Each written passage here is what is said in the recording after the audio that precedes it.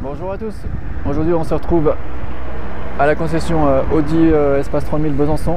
On va faire le test sur route de cette Audi Q4 e-tron. Je vous ai déjà fait une vidéo de présentation. Donc on va aller voir le confort de roulage et puis son efficience aussi. On va aller de Besançon jusqu'à Dole par la route et on va revenir par l'autoroute. Voilà, on a une température de 18 degrés. On a un léger vent. On se retrouve tout de suite dans la voiture. Voilà, on est parti. Donc on part de Besançon. On a mis le trip à 0. On a mis la clim sur 22 en automatique. On va se mettre en mode de conduite normale.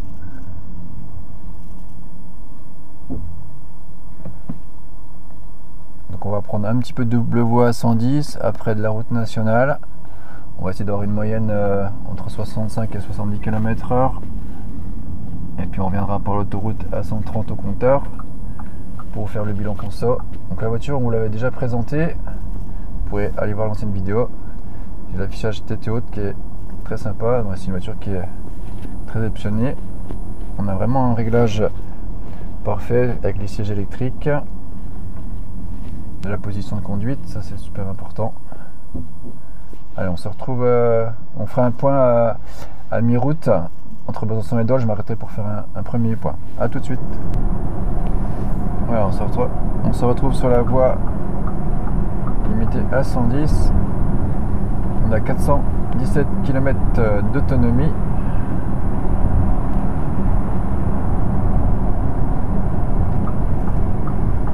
L'affichage du Virtual Cockpit est entièrement paramétrable. Hop.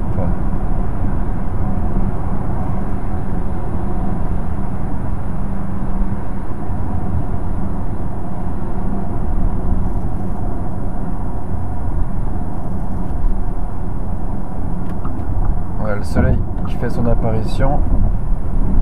Voilà, je vais essayer de vous montrer un petit peu l'habitacle et les écrans. Ouais, on est déjà redescendu en dessous des 20 kWh au 100. Je vous montre aussi l'affichage tête haute, j'espère que vous le voyez. Ce qui est intéressant, c'est qu'il nous donne pas mal de choses. Vous voyez là, il m'indique qu'il a détecté qu'il allait avoir un rond-point. Donc il gère automatiquement la régène, le frein moteur. Là voilà, là je ne touche à rien, c'est lui qui me freine automatiquement. Franchement c'est super sympa. J'avais vu sur un autre essai vidéo d'un autre modèle que c'est peut-être sur les Tesla que ça pouvait être un petit peu dangereux quand ça fonctionnait pas très bien. Là pour l'instant ça fonctionne bien. Donc là je me suis mis, de toute façon je me suis pas mis en mode éco, hein, je me suis mis en mode auto, la régène en automatique. Le but c'est de vous montrer un peu l'efficience et la consommation en usage classique. On a une bonne visibilité de tous les côtés. Aussi l'alerte franchissement de voie, on le retrouve sur l'affichage tête haute. Je vais essayer de me déporter un petit peu, je ne sais pas si vous allez le voir. Voilà, hop, il nous met une grande barre rouge en surimpression. On a l'impression que c'est à 30 mètres sur la voie. Donc ça c'est les effets 3D. On l'a aussi sur l'ID4, peut-être l'ID3 aussi maintenant. Voilà, au niveau du cockpit, on a une très belle définition de la dalle. On a aussi les aides qu'on peut défiler ici. Ah, je fais un peu trop vite. Voilà, les aides de conducteur.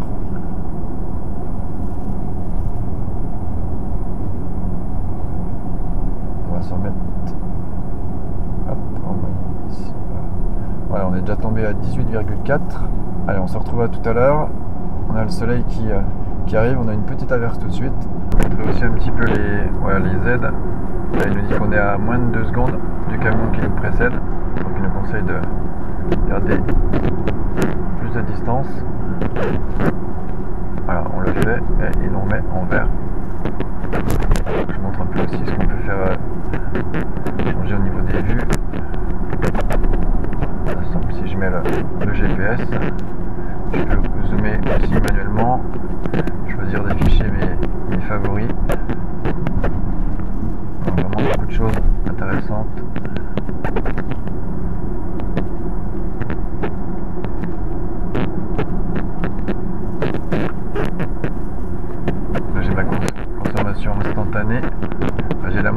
la barre en dessous qui me donne ma consommation instantanée.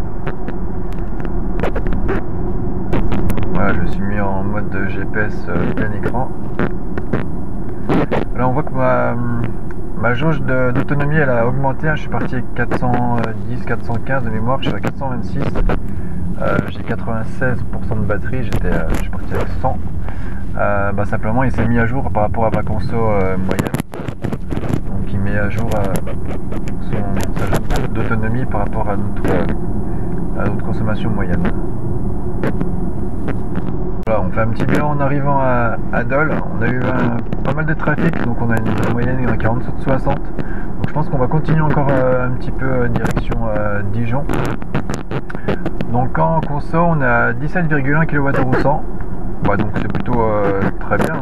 On était sur une route limite à 90 mais avec du trafic. On a eu quelques traversées de village donc à 50.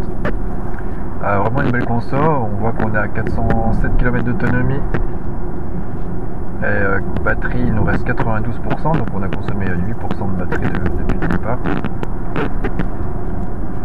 Pour le frein automatique à l'approche des ronds-points, en fait, si on trouve que ça freine trop tôt, il suffit de mettre un petit coup sur la pédale accélérateur et voilà, ça arrête ce frein automatique. Un petit peu comme le mode B voilà, qu'on supprime en mettant un petit coup de gaz très léger. Voilà, donc on va essayer de rouler encore un petit peu histoire d'augmenter un petit peu la moyenne. Tout à l'heure quand j'étais à 50 de moyenne, donc quand je roulais à 70 plutôt, la conso est tombée à 15,9. Voilà, donc je pense qu'on est à peu près voilà, 15-16 à 70. Sur route à 80-90 on sera à 17. Et on verra tout à l'heure à combien on va être sur l'autoroute. Voilà, je vous montre que je suis bien en mode automatique. J'ai testé rapidement le mode confort qui me va mieux pour moi. On a une direction un petit peu plus souple et aussi un confort de suspension plus souple. Là on est typé très Audi. Pareil, les ralentisseurs on va bien les prendre à 30. Là on est sur une grande montre, je crois qu'on est sur du 21. On vérifiera en sortant au moins du 20. Un petit peu dur, ça tape un petit peu sous les raccords. Sinon une voiture, on a une très grande visibilité, ça c'est agréable. On pourrait penser qu'on a des fenêtres un petit peu basses, tout ça, mais non, en fait c'est très clair, très lumineux. Moi je préfère effectivement ce tableau de bord, ce cockpit, cette ambiance par rapport à la gamme ID, on est un petit peu plus quand même, un peu plus premium. On a un confort de roulage un petit peu similaire, mais quand même vraiment typé Audi. Si vous êtes client, vous ne serez pas dépaysé. Donc ouais, là on est en confort, on est redescendu à 16,3. On a du mal à aller à plus de 60 km/h. On a voilà, mais on roule aux limitations, donc c'est la vitesse là que vous rouleriez aussi sur la route nationale en France avec le trafic. On va essayer de retrouver un petit peu plus de 60 km/h de moyenne. Mais on est bien, on était à 18 là du coup en roulant de manière plus régulière. Voilà, on est bien redescendu, c'est vraiment bien. On a quand même une batterie de 77 kWh, donc une batterie avec un poids conséquent. Et je suis pas en mode efficiency. Peut-être que la rentrée on pourra refaire un plus long trajet en mode efficience. Voilà, on verra si on peut organiser ça. Voilà, on se trouve à l'entrée d'autoroute de la 39. On va faire le test sur autoroute. Voilà, donc on vient de rouler une petite heure, donc on a eu un peu de trafic. Alors, on refait le tour du véhicule. Donc les jantes, on a dit que c'était, hop, ouais, c'est du 21. Donc ça tape un petit peu sous les raccords.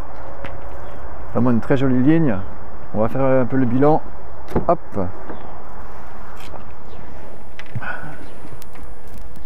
Donc déjà, ce qui est intéressant, c'est que sur l'écran, on a vraiment toutes les informations. Vous voyez, on voit le mode, on a le pourcentage de batterie qui nous reste. On est parti avec 100, il nous reste 88. On a la radio, on a le kilométrage, on a le power. Donc voilà, par rapport aussi au tableau de bord des ID, on a beaucoup plus d'infos. Donc là on a fait 62 km en 1h04, 58 km/h, donc on n'a pas pu passer au-dessus de 60-65, on a eu du trafic. Et ben on est descendu à 15,6 kWh, donc tout ça en mode confort, hein. On n'était pas en mode efficiency. Ce qu'on va faire, c'est qu'on va se mettre en efficiency peut-être pour ici, hop, alors non, je me suis trompé de bouton, je mettais, voilà, on a roulé tout en confort.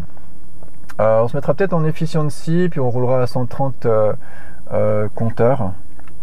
Donc en tout cas, une belle moyenne. Je pense qu'on est sur la même moyenne qu'une ID4, hein, qui fait la même taille, même efficience. Donc voilà, Audi a réussi à garder l'efficience malgré le supplément de confort et d'équipement du Q4. Donc je pense que voilà, sur une 77 kW, on rajoute 10%. On est sur 450, un très bon 450 km d'autonomie, donc pas de stress à avoir avec ce véhicule, avec une recharge en 125. On fera des tests de recharge à la rentrée. On en fera pas mal avec des comparatifs sur des grosses bornes 350 kW. Allez, donc on va s'équiper et puis on va faire le retour plus rapidement en mode efficience à 130. À tout à l'heure. Je viens de me rendre compte qu'en fait en mode efficiency je suis limité à 130. Donc je vais plutôt je pense rouler, on va prendre le raccordement là pour l'autoroute à 39, à 36. Je vais mettre en mode confort parce que d'avoir la limite à 130 c'est un peu dangereux si je dois déboîter ou voilà. Donc ce retour c'est peut-être pas recommandable, je sais pas si on peut la supprimer, en tout cas il n'y a pas de kickdown. Donc je vais finir, là on a fait 10 km, je vais finir en mode confort. On a une consommation qui est un petit peu élevée pour l'instant, on va voir. On a testé aussi le régulateur adaptatif, je sais pas si vous voyez, on a l'affichage tête haute avec la rate augmentée, qui nous affiche un petit trait vert devant les autres véhicules. Il y a les traits rouges aussi si on déborde, si on est trop près. Par contre, vous dire qu'on entend un petit peu les bruits d'air, par contre on n'entend plus du tout les bruits de roulement qu'on entendait sur la route. Bon, sur l'autoroute il y a peu de voitures, on n'entend pas les bruits d'air. Je me suis retrouvé à 150 sans m'en rendre compte, hein, au niveau du bruit ou de voilà. Je voulais régler le régulateur de vitesse 130, je voulais remonter à 135, 133, 135. J'ai l'habitude que ce soit des pas de 1 ou des pas de 2. Et en fait je suis passé de 130, 140, 150. Voilà. Donc ouais, si vous roulez à 150, il n'y a pas de problème, c'est une ambiance tout à fait feutrée, très agréable. Petit point sur la conso, donc on a 25,3 kWh au 100. Donc voilà, ça fait une autonomie quasiment de 300 km sur autoroute, hein, par beau temps comme ça, pour une batterie de 77 kWh. Donc c'est bien, c'est quand même rassurant, ça permet de faire des voyages ou des grands week-ends de manière sereine. Bien sûr, attention à l'hiver, vous pouvez enlever 30% d'autonomie à ça, mais voilà, 25, vous voyez, je suis à 132,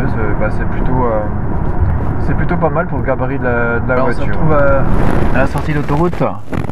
Donc on a fait quasiment 55 km, une moyenne de 109 km/h, et vous voyez que notre consommation moyenne est de 24,4. Donc c'est plutôt correct. Ça nous fait une autonomie de un peu plus de 300 km sur autoroute sur une batterie de 0 à 100. On va regarder sur le long terme. Donc on a fait un trajet au total de 117 km, 1h36, 73 de moyenne pour 19,8. De mémoire sur route on avait fait 16 et 25, voilà. Donc 25, bon c'est voilà, on a la problématique de l'autonomie sur autoroute, mais on a un coût d'utilisation qui est de 3 € ou 100 km sur autoroute. Donc voilà, ça rentre aussi en compte, c'est quand même exceptionnel en coût d'utilisation sur autoroute. Il faut bien gérer ses voyages et ses recharges. C'est vraiment un véhicule moi, que je prendrai avec plaisir. Il est bien placé dans la gamme Audi. En prix, il est valable par rapport au Q3, Q5. On évite quand même les malus. On a encore un petit bonus de 2000. Donc voilà, c'est un véhicule très très intéressant. Il est très dynamique aussi, hein. Là le test est plutôt un test d'autonomie, consommation, efficience. Mais voilà, j'ai pu voir sur des grandes courbes ou des grands virages, ça tient le pavé, hein, le centre de gravité est très bas. Donc on essaiera de faire des essais un petit peu plus longs. On a un autre modèle de la gamme qui est prévu très rapidement, donc n'hésitez pas à vous abonner et à activer la cloche de notification. En tout cas, vraiment un bel essai avec ce véhicule. Et on se retrouve très bientôt. Alors, je vous invite aussi à venir l'essayer dans une concession Espace 3000.